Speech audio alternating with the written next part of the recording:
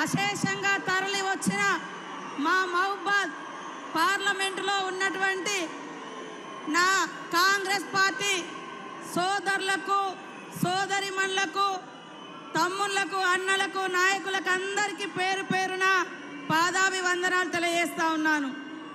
పెద్దలు గౌరవనీయులు నిన్నటిదాకా మన అన్న మన నాయకుడు రాహుల్ గాంధీ గారి కోసం ప్రచారంలో ఉండి రాత్రి అర్ధరాత్రి దిగి తెల్లారే మహబూబ్నగర్ వెళ్ళి అక్కడి నుంచి ఇక్కడికి వచ్చినటువంటి గ్యారంటీలకే గ్యారంటీ మన ప్రియతమ నాయకుడు రేవంత్ రెడ్డి గారికి, అదేవిధంగా సభాధ్యక్షుడు స్థానిక ఎమ్మెల్యే మురళీ నాయక్ గారికి, పెద్దలు గౌరవనీయులు జిల్లా ఇన్ఛార్జ్ మంత్రి సోదరుడు శ్రీనివాసన్న గారికి, పార్లమెంట్ ఇన్ఛార్జ్ పెద్దలు తుమ్మల నాగేశ్వరరావు గారికి, వేదిక మీద ఉన్నటువంటి ఎమ్మెల్యేలందరికీ, సీనియర్లకు, ఎందుకంటే టైం చాలా తక్కువ ఉంది కాబట్టి పేరు పేరున వేదిక మీద ఉన్నటువంటి నాయకులకు అందరికీ నమస్కారాలు తెలియజేస్తా ఉన్నాను.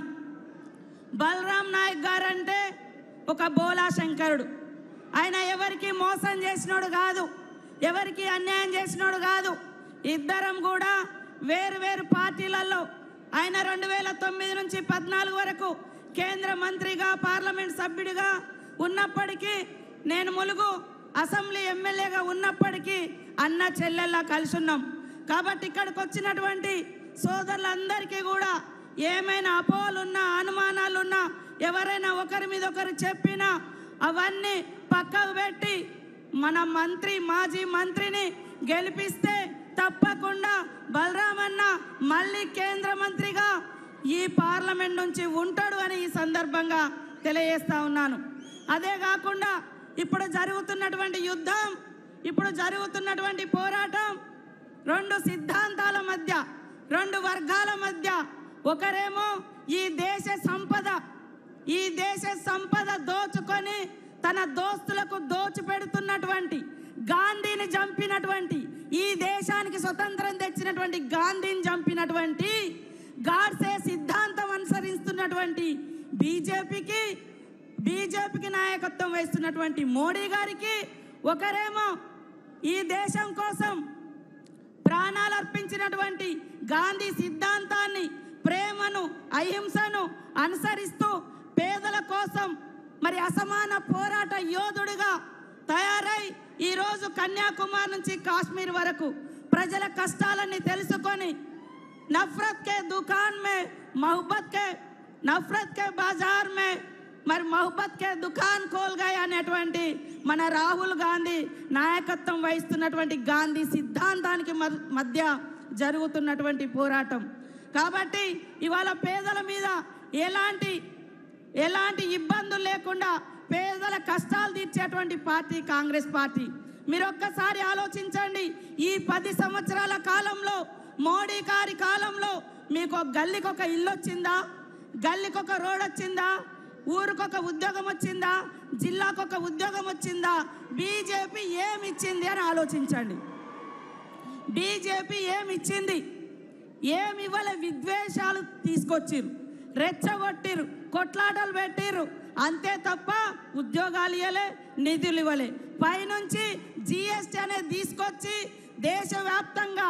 దేశవ్యాప్తంగా పేదల మీద, ప్రజలు కట్టుకునే బట్టల మీద 12%, విద్య మీద 18%. దేవుడు అంటారు కదా, దేవుడికి భక్తునికి ఉండే అనుసంధానం అగర్బత్తి మీద కూడా 5% జిఎస్టీ పన్నులు వేసి దేశవ్యాప్తంగా 54 లక్షల కోట్ల రూపాయల పన్నులు ప్రజల దగ్గర నుంచి దోచుకొని తన దోస్తులకు దోచిపెడుతున్నటువంటి మోడీ మనకు కావాలా? మన కోసం ఈ దేశం స్వాతంత్రం కోసం పోరాడి త్యాగాల కుటుంబం, ఆనాడు నెహ్రూ గారు 12 సంవత్సరాలు జైలు జీవితం అనుభవించిండు. ఇందిరమ్మ ఈ దేశం నా దేహం ముక్కలైనా పర్వాలేదు కానీ ఈ దేశాన్ని ముక్కలు కానియను, దేశ సమైక్యత కావాలి, భిన్నత్వంలో ఏకత్వమే జాతి యొక్క అస్తిత్వం అని నిలబడ్డటువంటి మహనీయురాలు మరి అలాంటి వారసత్వం నుంచి వచ్చినటువంటి రాహుల్ గాంధీ గారిని గెలిపించడం కోసం ప్రతి ఒక్కరు కూడా కష్టపడాల్సిన అవసరం ఉంది. ఇవాళ కాంగ్రెస్ ఉన్నప్పుడు 100 రోజుల పని తీసుకొచ్చింది. ఉపాధి హామీ చట్టంతో పాటు పోడు భూముల హక్కు చట్టం, విద్యా హక్కు చట్టం, 80 కోట్ల మందికి పైగా రేషన్ కార్డులు ఇచ్చి ఆహార భద్రతా చట్టం, ఇలాంటి ఎన్నో చట్టాలు తీసుకొచ్చారు. మరి మోడీ గారు ఏం తీసుకొచ్చారు? మోడీ గారు ఆ చట్టాలకు తూట్లు పొడిచే విధంగా రేపు మనకిచ్చినటువంటి మనందరి ఆత్మగౌరవానికి ప్రతీక భారత రాజ్యాంగం. భారత రాజ్యాంగాన్ని మార్చేటువంటి కుట్ర జరుగుతుంది. భారత రాజ్యాంగం మార్చబడితే యుగాల నాటి మన సంస్కృతి వస్తే దళితుడు ఎక్కడ పుట్టినంటాడు, అరికాళ్ళ కాడ పుట్టిండు కాబట్టి నువ్వు అంటరాని వాడు అని చెప్పేటువంటి సిద్ధాంతం వస్తుంది. సమానత్వం అనేటువంటి రాజ్యాంగ హక్కులను ఈ మోడీ కాలంలో రాబోయే కాలంలో కోల్పోబోతున్నాం. దయచేసి ఇక్కడున్నటువంటి ప్రతి ఒక్కరూ ఆలోచించండి.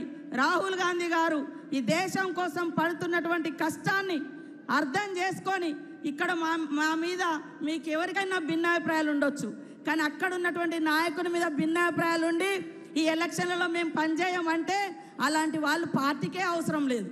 అలాంటి వాళ్ళు పార్టీకి అవసరం లేదు. ఇక్కడ నిలబడ్డది బలరాం నాయక్ గారు కాదు, రాహుల్ గాంధీ గారు. రేవంత్ రెడ్డి గారి యొక్క గౌరవాన్ని పెంచే ఎన్నికలు, రాహుల్ గాంధీ గారి యొక్క గౌరవాన్ని పెంచే ఎన్నికలు. కాబట్టి ప్రతి ఒక్కరూ కష్టపడాల్సినటువంటి ఎన్నికలని తెలియజేస్తా ఉన్నాను. దయచేసి ఈనాడు ఇక్కడున్నటువంటి సోదరులు కూడా, మా లంబాడా సోదరులు, కోయ, గోండు, ఆదివాసీ నాయకపోడు సోదరులు అందరూ కూడా ఐక్యంగా కాంగ్రెస్ పార్టీ మనందరికీ ఎస్టీ రిజర్వేషన్ ఇచ్చింది, కాంగ్రెస్ పార్టీ ఎస్సీ రిజర్వేషన్ ఇచ్చింది, కాంగ్రెస్ పార్టీ ఐటీడీఎల్ తీసుకొచ్చింది, కాంగ్రెస్ పార్టీ ఇవాళ ఉపాధి చట్టం తీసుకొచ్చి పేదలకు మరి పని కల్పించింది. అనేక చట్టాలు, ఉద్యోగాలు, ఉపాధి ఈ రోజు వరకు కాంగ్రెస్ తోటే.